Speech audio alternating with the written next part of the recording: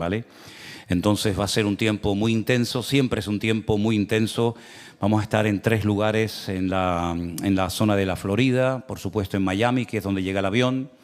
Después tenemos una iglesia, nosotros tenemos una iglesia, Centro Evangélico Vida Nueva, tiene alquilada una iglesia. Y en Orlando vamos a tener también reuniones con nuestros hermanos y otro tipo de actividades. Después nos vamos a ir a otra ciudad que se llama Tampa. Y después de unos días estaremos viajando por primera vez a una ciudad de Texas que se llama San Antonio. Ya estuvimos el año pasado en una ciudad que nos llevamos una sorpresa tremenda porque vinieron cientos, miles de personas, no solamente de los Estados Unidos, sino de México, de Guatemala, de Honduras, en fin, de muchos lugares cercanos. Pero en esta ocasión vamos a estar en San Antonio, Texas. Me han dicho que es una ciudad muy calurosa. Así que llevamos en las maletas ropa de invierno, ropa de abrigo, ¿verdad? Porque después de ahí de San Antonio nos iremos a visitar a los hermanos de nuestra congregación también en Las Vegas. Las Vegas fue la primera ciudad de los Estados Unidos que pudimos abrir una congregación, y estaremos allí con los hermanos. Ya han estado en una iglesia alquilada, se les quedó pequeño el lugar, ahora tenemos otra iglesia también alquilada y allí llevamos los cultos durante las semanas. Esa iglesia de Las Vegas tiene también una actividad muy bonita y es que sale de vez en cuando durante la semana a las calles a darle de comer a los homeless, ¿no? A las personas que viven en la calle en una situación catastrófica, una situación realmente terrible, destruidos por las drogas, por el alcohol. Y hay muchos parques, hay muchas zonas alrededor de los famosos hoteles y casinos de Las Vegas donde se juntan cientos y miles de estos jóvenes enganchados a drogas que los están matando, los están destruyendo. Y entonces también hemos salido de vez en cuando a algunos de estos parques a darles alimento. Y lo que me llamó la atención la primera vez que tuve la oportunidad de salir a darles comida a estos jóvenes, jóvenes y no tan jóvenes, es que dije en una ocasión, ¿les parece que hagamos una oración dándole gracias a Dios por estos alimentos, por la bendición que nos da de poder estar aquí juntos con ustedes? Y todos se quedaron su gorra y dijeron, sí, pastor, haga una oración, por favor, ¿no? Una cosa que me dejó bastante sorprendido, ¿no? Después de estar unos días en Las Vegas, vamos a viajar a San Francisco, que también tenemos otra congregación de nuestro ministerio, y allí ya terminamos casi después de un mes pues este recorrido que haremos por distintas ciudades de los Estados Unidos. Hay mucha gente que nos han seguido durante años por las redes sociales, que ellos nos conocen a nosotros perfectamente, pero yo todavía no tengo la oportunidad de conocerles a ellos. Nos llevamos siempre una gran sorpresa cuando se nos acerca a lo mejor gente y nos dice, hemos venido desde tal lugar a estar con ustedes hoy en este culto, porque nos hemos enterado que veníais, voy con Elena en esta ocasión, y hemos viajado 3 días en coche. ¿Cómo que 3 días en coche? Sí, hemos viajado 3 días en coche para venir a un culto y saludarte y en fin, darte las gracias por todas las cosas, ¿no? Y después otros 3 días de viaje, pero así constantemente, hermanos, ¿verdad, Elena? Gente que viaja 3 días, 4 días, gente que viene de Argentina, de Bolivia, de México, de Alaska, de Canadá, de un montón de lugares, a lo mejor para ir a un solo culto, para ir a una sola reunión, ¿no? Como decía Margot en esta tarde, valoremos el privilegio y la oportunidad de poder tener un lugar físico, ¿verdad? Aquí en nuestra tierra, en las Islas Canarias, donde podemos venir un grupo de hermanos, de amigos, a alabar a Dios, a aprender más de su palabra, porque en muchos lugares no tienen esa oportunidad. Y quiero decirte como primicia, todavía no lo he dicho públicamente, es la primera vez que lo voy a decir, así que esta es una primicia. ¿La quieren oír o no? Sí. Cuando estuvimos en Israel el año pasado, conocimos a una pareja, a una pareja de pastores en Perú, en Lima. Y hicimos una cierta amistad, hablábamos todos los días. Cuando viajamos a Israel saben que es todo el día, ¿no? Desde que nos levantamos hasta que nos acostamos, durante una semana, viajamos por aquí, vamos por allá. Y este pastor me habló de su ministerio, en fin, de cómo lo estaba pasando y todo eso. Y yo le hice una pregunta, le dije, mira hermano, si tú sigues así trabajando como estás, pues está bien, Dios te va a seguir bendiciendo, Dios te va a seguir abriendo puertas, pero mira, más efectivas, más eficaces. Y es, por ejemplo, con dinamita. Ponemos dinamita y saltamos por los aires la montaña y lo que hacemos en un minuto a ti te va a costar 20, 30 años de tu vida si es que lo consigues. Entonces mi pregunta es, ¿cómo quieres seguir trabajando? ¿A pico y pala o con dinamita? Y después de un tiempo este pastor de Perú me escribió y me dice, quiero trabajar con dinamita.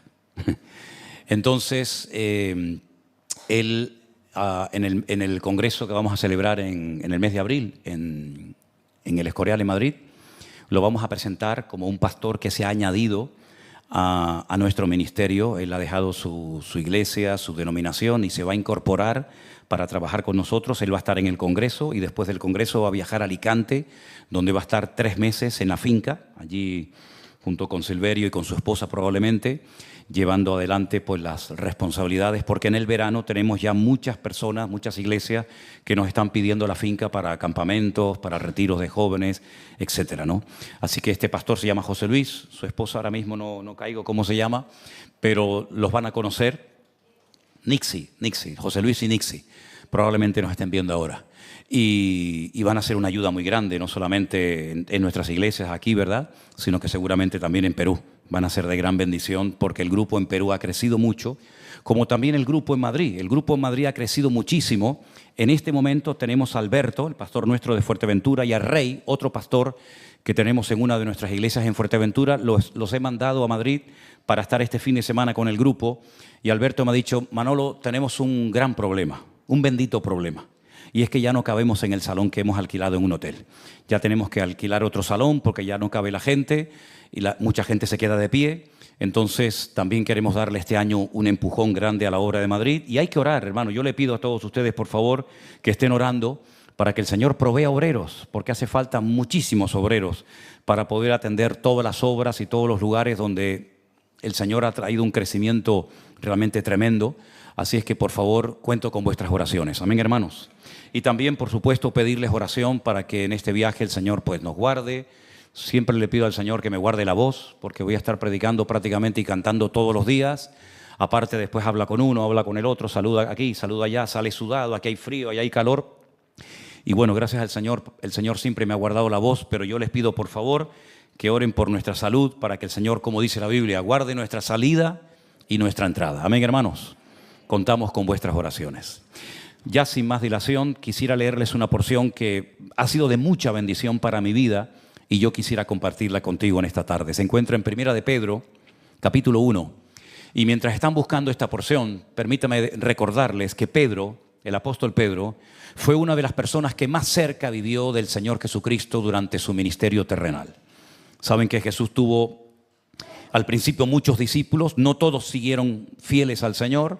Finalmente se quedó con un grupo de 12 y de esos 12 hombres que él preparó y entrenó durante 3 años, hubieron 3 que fueron, por así decirlo, los más cercanos a él, los que más comunión, los que más relación tuvieron con él. Sin lugar a duda, Pedro, Jacobo y Juan.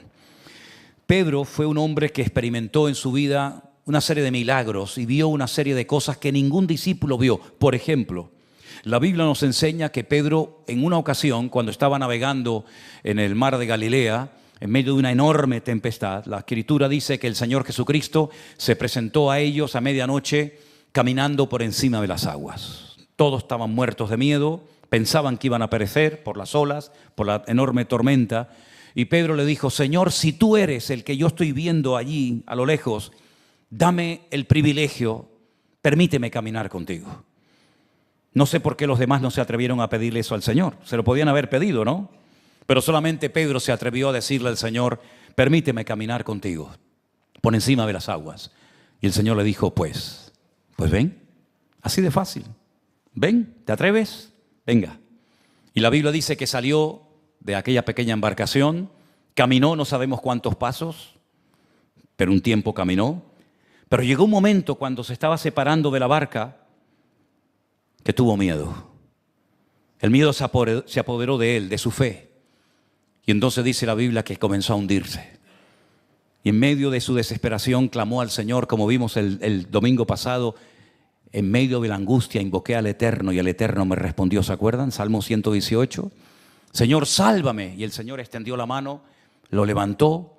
Volvieron los dos caminando por su propio pie a la barca. No lo llevó el Señor cargado en brazos. Por cierto, ¿saben cómo se dice en Galicia cargar a uno en brazos? ¿No saben? En colo. Cargarlo en colo. Bueno, no lo subió a colo, sino que los dos fueron caminando. Y cuando entran en la barca le dice al Señor, Le dice el Señor: Pedro, ¿por qué dudaste, hombre de poca fe?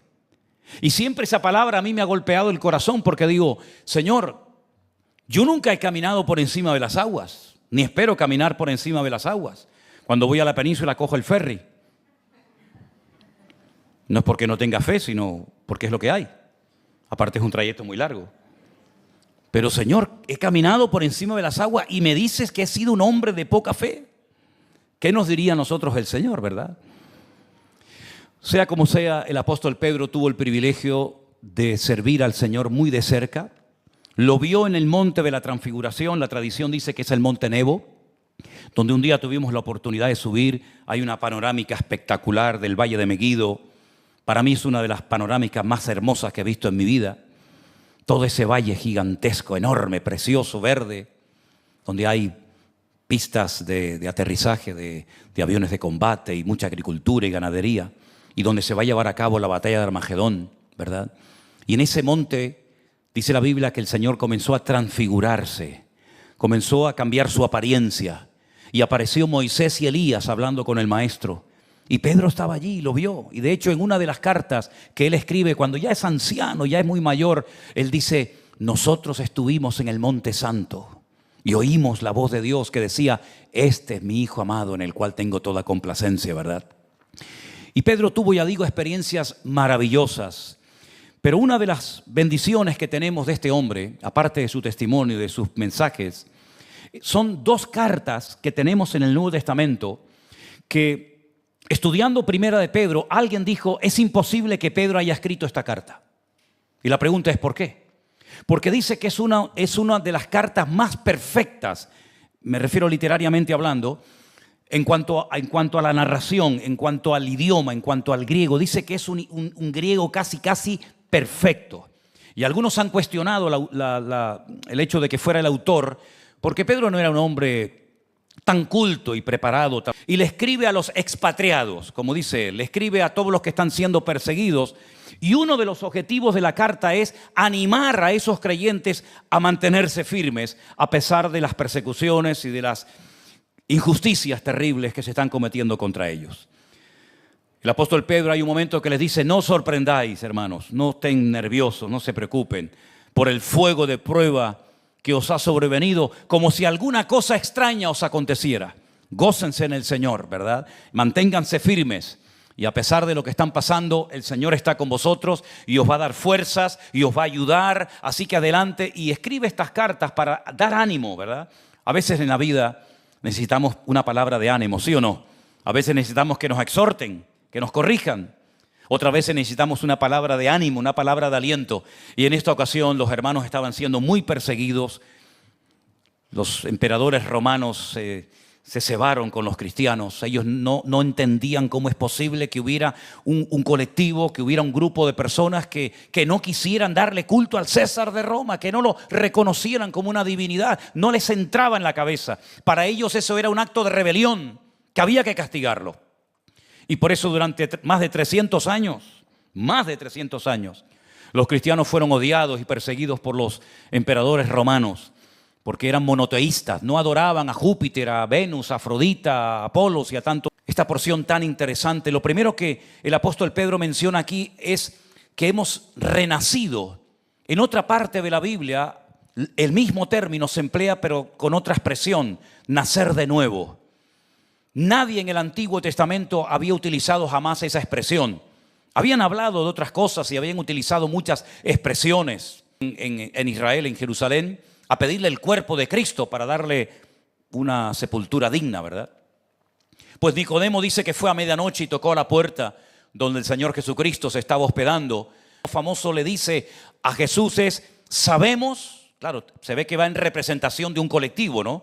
Se ve que él es el que va por delante, pero él va en nombre de otros que tal vez no se atrevieron a acompañarlo por miedo a los judíos. Sabemos que has venido de parte de Dios, porque nadie puede hacer estas señales, estos milagros, estos prodigios que tú haces si Dios no está con él. Y le dice: ¿sabes, Nicodemo? Si no naces de nuevo, no puedes entrar en el reino de Dios. Era la primera vez en la historia que un hombre oía semejante expresión. Tienes que nacer de nuevo. Y es algo tan importante que si no naces de nuevo, no podrás entrar en el reino de Dios. Perderás esta vida y la otra. Claro, Nicodemo quedó en shock. Que Nicodemo dijo, ¿cómo? Que el requisito indispensable para poder entrar en la vida eterna, en el reino de Dios, es nacer de nuevo. Él comienza a preocuparse porque dice, eso significa que tenemos que volver otra vez a entrar en el vientre de nuestras madres y volver a nacer. Y el Señor Jesucristo le explica y le dice, no es así, Nicodemo. Todos los seres humanos nacemos, unos en un lugar, otros en otro, unos en una época, otros en otra generación. Pero todos más o menos hemos venido a este mundo igual. Pero hay un nacimiento espiritual que no tiene nada que ver con ese nacimiento físico que tú y yo hemos experimentado. Es un nacimiento de tu ser interior, de tu espíritu, de tu alma. Ese nacimiento es fundamental para que puedas heredar la vida eterna. Y entonces el Señor mantiene una conversación en Juan capítulo 3, podéis leerla si os interesa, muy interesante, acerca de cómo se puede nacer de nuevo, cómo una persona puede pasar literalmente de muerte a vida, espiritualmente hablando, porque la Biblia nos enseña que somos espíritu, alma y cuerpo. El cuerpo es temporal, es finito. Tarde o temprano envejece, se desgasta, muere. Tienen eternidad y buscarán un lugar donde ubicarse en la eternidad. Y solamente hay dos lugares según la Biblia: o en la presencia de Dios por la eternidad, gozando de todo lo que la Biblia dice que es espectacular, o alejado de la presencia de Dios por toda la eternidad, sufriendo y padeciendo no haber aprovechado la oportunidad que un día Dios te dio de nacer de nuevo. Ahora Pedro dice que nosotros tenemos hoy en día una esperanza viva porque hemos nacido de nuevo o renacido, como él dice. La pregunta que yo le hago a todos y a cada uno de ustedes y a los que están siguiendo en directo esta retransmisión en esta tarde es: ¿usted ha nacido de nuevo? No significa que hay que cambiar de religión. Bueno, antes iba a misa, ahora voy a un culto. Antes oía a un cura, ahora oigo a un pastor. No es eso. No es un cambio simplemente externo, aunque muchas veces aceptar y recibir a Cristo en nuestras vidas implica cambiar en muchas cosas por fuera. Es un cambio interior, es recibir la vida, recibir a Cristo como nuestro Señor y Salvador personal. Es tener una comunión, una relación personal con Él. No es hablar de un Dios lejano, frío, distante, indiferente, sino un Dios cercano a mi vida. Un Dios con el cual puedo mantener conversaciones. Un Dios que me pastorea, que me cuida, que me alienta, que me ayuda en mis momentos de crisis, en el matrimonio, en lo físico, en lo espiritual o en cualquier otro área de mi vida. El nuevo nacimiento es pedirle perdón por nuestros pecados, que son los que nos separan de Dios. Y que Cristo nos limpie y podamos formar parte de la familia de Dios. Y inscriba mi nombre en el libro de la vida. Para que cuando yo muera, que moriré, el Señor Jesucristo habla al libro y me diga: tu nombre está aquí, entra en el gozo de tu Señor. Y Pedro dice que esa esperanza es viva, no es una esperanza muerta. Qué triste cuando hay personas que piensan que por matar a otras van a heredar lo que lamentablemente creen que van a heredar y tener.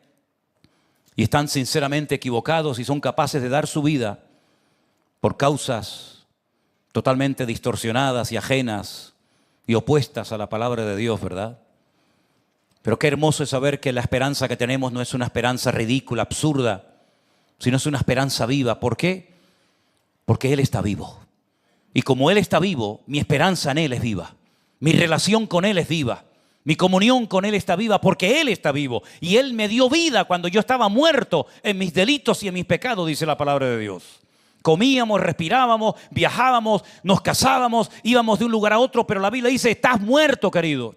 Espiritualmente estás desconectado de la fuente de vida.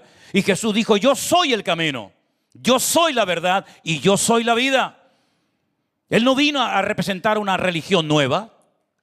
Él no vino a que la gente tuviera un cambio religioso, sino un cambio interno, y el cambio interno solamente lo puede producir nuestro Dios. ¿Cuántos dicen amén? Mira, te pueden poner en el mejor lugar de la tierra, pero si tú no cambias donde estés, vas a seguir siendo el mismo. Esa es la revolución que trajo el Evangelio. Que aunque no cambie lo exterior, si tú cambias, tú eres capaz de vivir en victoria en el peor ambiente del mundo, porque Cristo está contigo. Y si Cristo está contigo, nadie podrá contra ti en todos los días de tu vida. Puedes cambiar todo lo que quieras. Ya les conté una vez que cuando estábamos en aquella finca, en aquel pueblo de Burgos, ayudando a muchos jóvenes a salir de las drogas, hace muchos años atrás, pues teníamos vacas, sembrábamos papas, en fin, teníamos muchas cosas en la finca para poder mantenernos y poder darles de comer a todos aquellos jóvenes. Y teníamos unas cuantas cerdas que parieron. Y tuvimos un montón de cerditos. Y a uno de estos chicos se le ocurrió un día coger a un lechoncito y pintarle los labios así de rojito, los morritos. Le puso un lacito y le cogió una cadenita y lo sacaba por el campo como si fuera un perrito. Lo lavó, lo perfumó, todo. Y el cerdito casi era como un perrito, lo seguía a todas partes. Pero un día fuimos con los chicos que estaban pasando el mono, ¿no? Que estaban pasando el síndrome, a dar un paseo, y él se llevó el cerdito con la correa. Y el cerdito iba ahí, saben que el cerdito camina muy chulo, ¿no? Dice que del cerdito hasta los andares. Iba tan contento con su cerdito y de repente el cerdito, ¡pum!, se le escapó, salió corriendo. Cuando lo vio, el cerdo estaba todo lleno de barro, todo asqueroso, todo lleno de arriba abajo, revolcándose, contento, feliz. ¿Saben por qué? Porque lo cambió por fuera, pero su corazón no se lo pudo cambiar. Su naturaleza seguía siendo un cerdo y se comportaba como un cerdo. Y eso es lo que pasa cuando queremos cambiar al hombre por fuera, creyendo que así va a ser feliz. Con un buen trabajo, con una buena mujer, con un buen sueldo, con una buena nómina, con buena casa, con esto y aquello, el hombre será feliz. ¿Y cuántas veces a lo largo de la historia se han llevado tremendas desilusiones, naciones y pueblos enteros, al ver que se le ha dado todo a la gente para ser feliz y después resulta que son los más infelices o incluso hasta los más agresivos del mundo porque no valoran nada? Cristo Jesús no vino a ofrecernos aquí el oro y el moro, permítame la expresión. El Señor Jesucristo vino aquí para darnos vida y vida en abundancia. Vino para darnos paz, vino para darnos gozo. Y a pesar de que vivamos en el mismo país toda la vida y tengamos el mismo marido o la misma casa o la misma ropa o lo que sea, si el Señor está contigo, tú tendrás paz y gozo en tu corazón porque tienes una esperanza viva, porque sabes que no estás solo en la vida, sino que el Rey de Reyes y el Señor de los Señores está contigo todos los días hasta el fin del mundo. ¿Cuántos dicen amén? Nosotros tenemos esa esperanza viva porque no hemos cantado en esta tarde ni una letra, ni una canción. Se la hemos cantado al aire, a un muerto, a un hombre que fue muy carismático, muy poderoso, muy elocuente. Hombre, solamente ver las enseñanzas de Cristo te dejan con la boca abierta, porque tú las lees y te las memorizas, pero Él las dio por primera vez. Todo el sermón del monte, Mateo 5, 6, 7, los milagros, las maravillas que hacía, algo increíble. Jamás en la historia ha vivido en el planeta Tierra un hombre tan espectacular como el Señor Jesucristo. Ninguno. Sin embargo, si hubiera muerto y no hubiera resucitado, no tendría ninguna razón de ser estar aquí nosotros en esta noche hablando de un muerto. Podríamos venir a hablar de un cadáver, pero nuestros pecados no han sido perdonados. Nuestros nombres no estarían escritos en el libro de la vida. No tendríamos una esperanza viva, no tendríamos vida eterna, no tendríamos nada que festejar, sino simplemente hablar de un muerto. Como nos pasó una vez en Jerusalén cuando estábamos paseando por el barrio armenio y vimos una cola de gente que iba a entrar a una iglesia y pregunté a dónde iban y me decían van a ver al apóstol Santiago. Y le dije, hasta ahí podríamos llegar. El apóstol Santiago está en España, amigo. Me dice, no, el apóstol entero no. Le digo, ¿cómo que el apóstol entero no? ¿Que tienen un cacho? Y me dice, sí, nosotros tenemos la cabeza. Ah, ustedes, digo, ay, mi madre, cuando se enteren los españoles que el apóstol Santiago está sin cabeza. Entonces ya me conocen, ya saben cómo yo soy, ¿no? Y le dije, ¿y no se pueden poner un día de acuerdo? Y tú le prestas un día la cabeza. Ellos te mandan un día al cuerpo. Y hacemos una fiestita juntos. Y al pobrecito y claro, ya se pusieron un poco bravos y ya me tuve que ir, ¿no? Pero qué terrible, ¿no? gente haciendo cola para ver la cabeza, que aunque hubiera sido la de Santiago, qué bien o qué daño, qué beneficio, qué bendición te puede aportar la cabeza de un señor que lo mataron hace 2000 años. En Oviedo estaba un día también en una calle y vi una cola de gente y le dije, perdón, ¿a dónde va? Y dice, no, a la catedral de Oviedo. Digo, ¿para? Dice, porque tenemos un cáliz con 3 gotas de la leche de María. Digo, ¿3 qué? 3 gotas de leche de María. ¿Pero cómo va a tener 3 gotas de leche María? Sí, claro. Ayer escuché una declaración de un imán muy conocido dentro del mundo del Islam, que dijo con toda certeza, totalmente convencido, que ellos jamás van a renunciar a Jerusalén, ni mucho menos a la famosa mezquita de Al-Aqsa que está en lo alto del monte Moriah, porque esa mezquita la hizo Adán y Eva. Y antes de que existiera cualquier religión en el mundo, Adán y Eva adoraban en la mezquita de Al-Aqsa en Jerusalén. Y el hombre estaba convencido que así era. Un auténtico disparate, como tantos y tantos disparates de la religión. Pero sin embargo nuestra esperanza no está ni en una cabeza, ni en un clavo, ni en las 3 gotas de leche de la María o de la que fuera, sino que nuestra esperanza está en el Señor Jesucristo, que venció a la muerte y vive por los siglos de los siglos. Amén. ¿Cuántos dicen amén en esta tarde? Denle ese fuerte aplauso al Señor, mi hermano. Esa es nuestra esperanza, en un Dios vivo. Aleluya. En Las Palmas, ustedes saben que yo viví muchos años en Las Palmas, en el Parque San Telmo hay una iglesia donde dicen que están los clavos de la cruz de Cristo. Es decir, las reliquias están por todos los lados. Qué fácil es adorar un clavo, a una astilla, a una túnica, a una chola, a 3 gotas de leche. Qué fácil es adorar esas cosas que no te comprometes a nada. Pero qué difícil es a veces decir, Señor, perdóname. Yo sé que tú moriste por mí y yo te entrego mi vida porque sé que sin ti yo estoy totalmente perdido. ¿Cuántos dicen amén? Los ricos cuando mueren dejan herencia, ¿sí o no? ¿Ustedes, cómo que no? Lo que hagan después es otra cosa, pero generalmente los ricos dejan herencia y después el follón que se monta con las herencias, ¿sí o no? Así que hermanitas, a ver a quién le van a dejar la herencia, los millones que tienen debajo del colchón, porque luego va a ser un lío tremendo. ¿Por qué le dejaste a este? ¿Por qué le dejaste al otro? El Señor Jesucristo también nos ha dejado una herencia. Dice la Biblia que tenemos una herencia incorruptible, incontaminada e inmarcesible. En otras palabras, nadie te la puede quitar.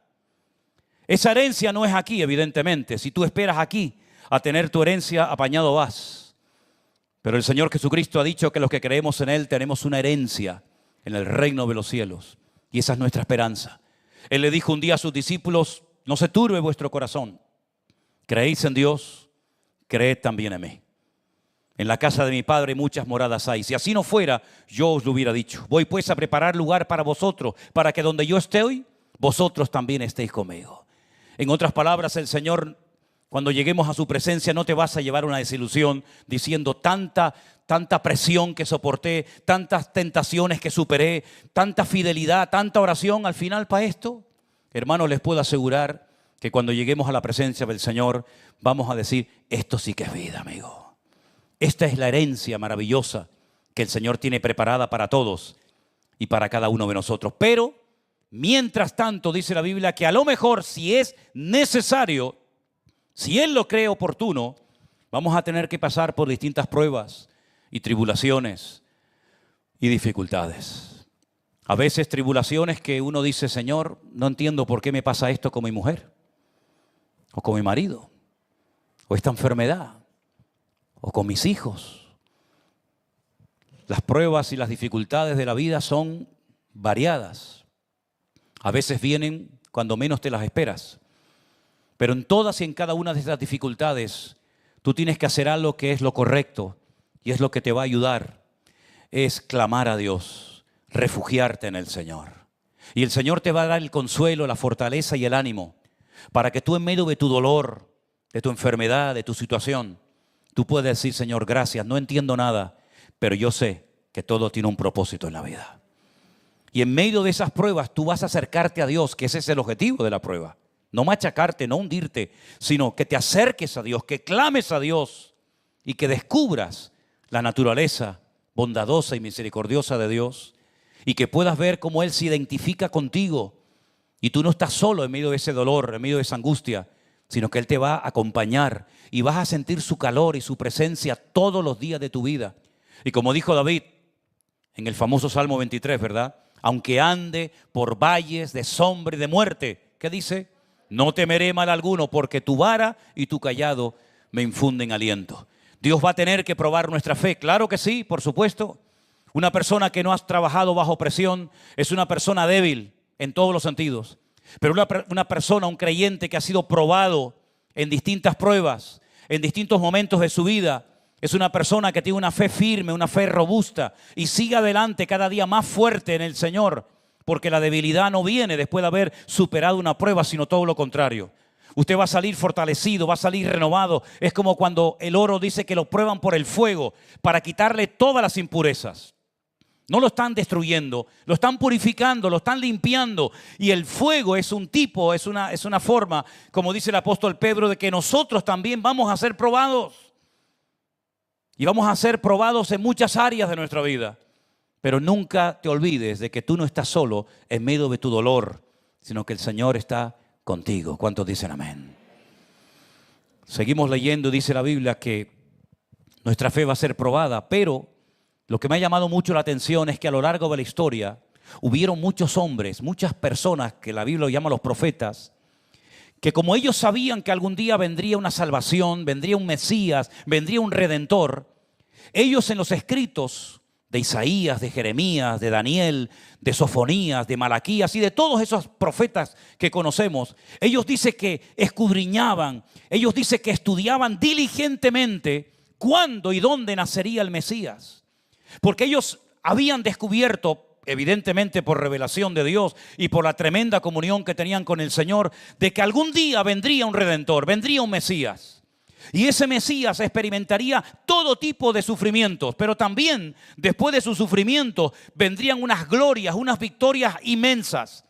Y ellos dicen que durante siglos estudiaron diligentemente, noche y día, para ver quién era ese Mesías, dónde tenía que nacer, cómo se iba a llamar, cómo iba a vivir, de cómo iba a morir, etcétera, etcétera. Y entonces dice que todos y cada uno de esos profetas que estudiaron todo esto, llegaron a la conclusión de que todo lo que escribían y todo lo que enseñaban a la gente, ellos no lo iban a ver con sus propios ojos, sino que ellos eran instrumentos que Dios estaba utilizando para poner una base de profecías, para que cuando apareciera ese tremendo personaje que fue nuestro Señor Jesucristo, pudiéramos identificarlo y pudiéramos discernir si era o no era el verdadero Mesías que había sido de antemano profetizado por los profetas del Antiguo Testamento.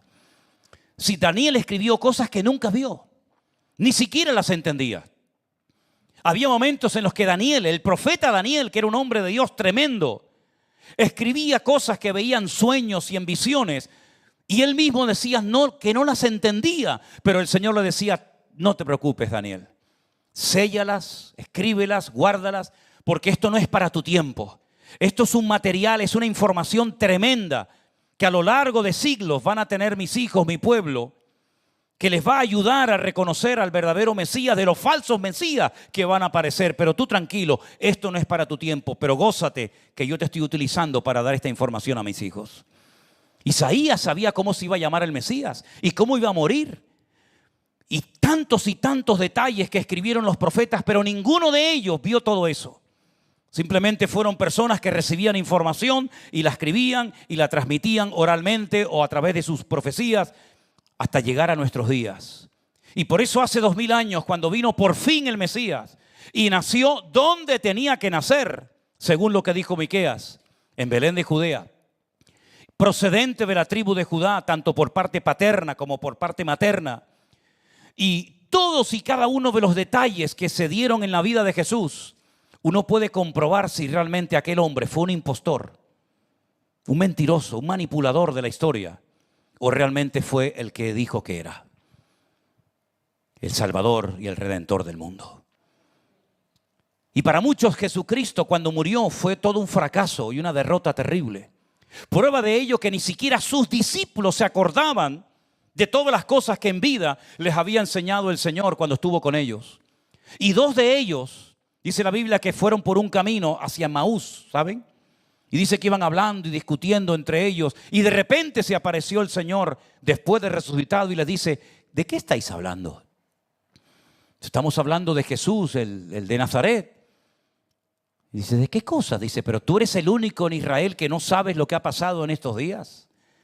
¿No te has enterado de que hubo un hombre llamado Jesús de Nazaret que los romanos han crucificado hace unos días en Jerusalén? Nosotros esperábamos, creíamos que Él era el verdadero redentor de la humanidad. Y han pasado 3 días y aquí todo sigue igual. Y entonces dice que entran a un lugar y el Señor comienza a explicarles por medio de los textos de la Biblia, de la Torá de Moisés, de los salmos, de los profetas, cómo era necesario que todas estas cosas que a Él le ocurrieron, su muerte, su entrega por uno de los discípulos, cómo fue vendido por unas piezas de plata, etcétera, etcétera, cómo era necesario que todo eso se cumpliera. Y dice que al final se le abrieron los ojos y entendieron que estaban equivocados. Y que la muerte del Señor Jesucristo no fue el final, sino el inicio, el principio de algo maravilloso que hasta el día de hoy sigue adelante, que es la salvación a toda la humanidad. Y entonces dice que sus corazones ardían y se dan media vuelta y se vuelven a Jerusalén. Y le dicen a los discípulos que estaban allí deprimidos y amargados porque tenían miedo de que también vinieran a matarlos a ellos. Dice, lo hemos visto con nuestros propios ojos. Y estando ellos contándole esto, ¡pum!, aparece el Señor en medio de la reunión. Ellos se quedan con la boca abierta diciendo, ¿pero por dónde entró? Están todas las puertas, las ventanas cerradas. Y les dice, Shalom Alejem, pasa a vosotros. Y comienza a hablarles, pero faltaba un discípulo. Dice la Biblia que había uno que no estaba en esa reunión. ¿Dónde estaba? No lo sabemos. Pero cuando se lo encuentran a Tomás, le dicen, ¿saben quién vino y estuvo con nosotros y comió con nosotros y habló con nosotros? ¿Quién? El Señor Jesucristo. ¿Cómo va a ser el Señor Jesucristo? Si yo vi que lo crucificaron en el monte de la calavera, ¿cómo va a venir Jesucristo si está muerto? Dice, no, está vivo. Lo hemos visto. Y Tomás dijo, yo si no veo, no creo. ¿Se acuerdan? ¿Hay aquí alguno como Tomás? Yo si no veo, no creo. La siguiente reunión ya estaba Tomás con ellos y de repente otra vez se aparece el Señor. Y sin decir nada, el Señor Jesucristo le dice a Tomás, Tomás, ven, mete las manos aquí, mete las manos en mi costado. Y cuando Tomás vio que era el Señor, le dijo, Dios mío, Señor mío. Y le dice, ahora has creído. Bienaventurados los que no vieron y creyeron, Tomás. ¿Y saben cómo murió Tomás? Murió en la India. Le arrancaron toda la piel a tiras y lo torturaron hasta la muerte. ¿Saben cómo murió Pedro? Aquel que caminó por las aguas y hubo un momento que se asustó y se hundió y negó al Señor 3 veces, crucificado con la cabeza para abajo en Roma. ¿Saben cómo murió Bartolomé? Tal vez uno de los discípulos menos conocidos que llevó el evangelio a Armenia. Murió a palos. ¿Saben cómo murió Santiago? Decapitado. ¿Saben cómo murieron cada uno de los discípulos? De las muertes más terribles que se puedan ustedes imaginar.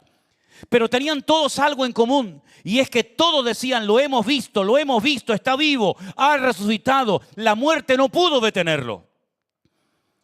Y esos hombres valientes que dieron su vida por Él, escribieron estas cartas, estos libros que nos han llegado hasta nosotros. Y Pedro dice, ustedes han llegado a amarle a Él y han llegado a creer en Él, pero no lo habéis visto como nosotros le vimos. Pero ustedes tienen la misma paz, el mismo gozo, la misma esperanza viva y la misma salvación que nosotros tenemos. Y ese es el mensaje que el Señor nos ha dado a los cristianos. Da igual de la denominación que sean. A todos los cristianos el Señor dice, abran las bocas, no se callen, cuéntenle a todo el mundo, a la juventud que está perdida y desorientada, a la gente mayor que se sienten como mueble viejo y ya no saben a la casa de qué hijo tienen que ir, si es que algún hijo le abre la puerta, porque ya casi molestan. Vayan por todas las naciones de la tierra, da igual si son ricos, blancos, negros, pobres, judíos, palestinos, iraquíes, lo que sea. Vayan por todas las naciones de la tierra y prediquen estas verdades. Porque estas verdades son las que van a poder cambiar el corazón de la humanidad y de la gente. Y todo el que creyere en mí será salvo. Y todo el que no quiera creer, pues se condenará. Así que el apóstol Pedro escribe con una pasión tremenda porque él sabe de quién está hablando. El Señor Jesucristo para él no es un mito, un personaje de la historia que no sabe ni dónde estaba, sino que él sabe perfectamente que el Señor Jesucristo es su Señor y es su Salvador. Y fue el que le dijo en una ocasión: Pedro, ¿tú me amas? ¿Te imaginas que el Señor nos mirara a la cara y nos preguntara y nos hiciera esta pregunta? ¿Tú me amas? Claro, Pedro, el hombre que le dijo al Señor: sí, Señor, tú sabes que te amo. ¿Así? Y le vuelve otra vez a preguntar lo mismo: Pedro, ¿tú me amas? Y le vuelve a preguntar por tercera vez lo mismo: Pedro, ¿tú me amas? Y parece que ya el hombre entendió y se dio cuenta por dónde iban los tiros.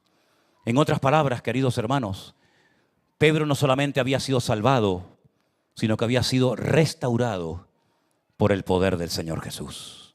El Señor le dio otra oportunidad a este hombre y la supo aprovechar. Y gracias a que supo aprovechar esa oportunidad de ser restaurado, pudo ser usado hasta el último momento de su vida, y escribió 2 cartas que yo les animaría a que las lean en cuanto puedan, porque estas cartas tienen 2000 años. Esto es una joya. Tener en tus manos una carta que escribió este hombre hace 2000 años, esto es una joya impresionante. No tenemos ningún objeto en nuestra casa, no tenemos nada en nuestra propiedad que tenga más de 2000 años de historia. Pues aquí lo tienes, amigos. Aquí tienes en tu mano un libro que tiene miles y miles de años. Generación tras generación ha ido traspasándose sus enseñanzas, sus principios, sus mandamientos. Y millones de personas han creído en el mismo Señor que yo te presento y te hablo de Él en esta tarde. ¿Tienes tú esa esperanza viva?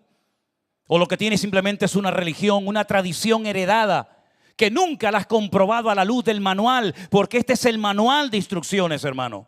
Dios no se equivoca. Tu opinión y la mía puede ser incluso hasta cambiante. Hoy digo una cosa, mañana digo otra, pero el Señor siempre dice lo mismo que decía hace 2000 años, lo sigue diciendo hoy en día. Y la misma fe, esperanza y salvación que ofrecía el Señor hace 2000 años, la sigue ofreciendo hoy en día. Simplemente es cuestión de que tú y yo le digamos: Señor, heme aquí, como dije el otro día, ¿no? Límpiame, Señor, perdóname. Yo quiero conocerte y quiero tener esa esperanza viva, y quiero pedirte hoy que seas, a partir de hoy, mi Señor y mi Salvador. ¿Cuántos dicen amén? Cierra tus ojos en esta noche, mi querido hermano. Y ahí donde estás, con tus propias palabras, dale gracias a Dios. Dile: Señor, muchas gracias por esta salvación.